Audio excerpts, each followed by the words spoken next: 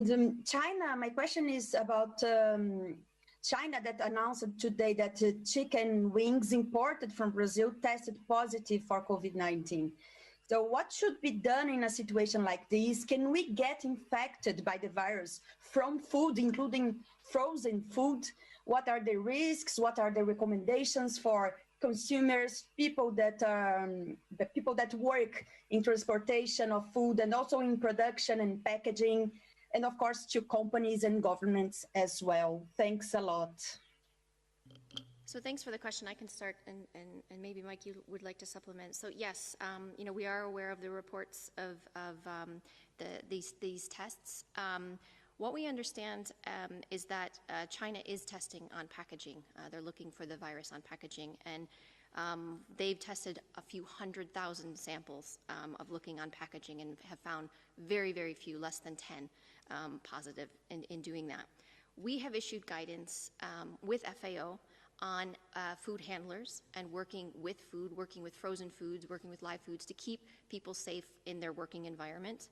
We know that the virus can remain on surfaces for some time, but the virus can be inactivated on your hands if you wash your hands or use an alcohol-based rub. And if the virus is actually in food, and we have no examples of where this virus has been transmitted as a foodborne, whereas someone has consumed a food product, the viruses can be killed, like other viruses as well, can be killed if the meat is cooked. So we have issued guidance on how to ensure that people who are handling these products can work safely. And may I just add, because I think people are already scared enough and fearful enough in the COVID pandemic. It's important that we track findings like this, and it's important that we don't discount scientific evidence where we find it. But it's also important that people can go about their daily lives without fear. People should not fear food or food packaging or the processing or delivery of food. Food is very important, and I would hate to think that we would create an impression that there's a problem with our food or there's a problem with our food chains.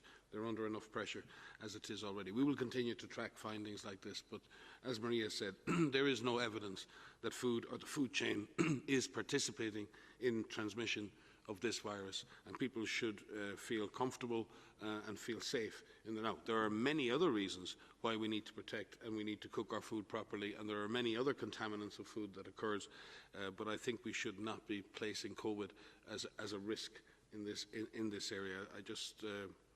I think it's important that we don't conflate observations like this into a major concern around food. Our food, from a COVID perspective, is safe, but there are many other reasons that we need to keep our food chain safe, and many people work very, very hard across the world to ensure that our food is of safe and of the highest quality.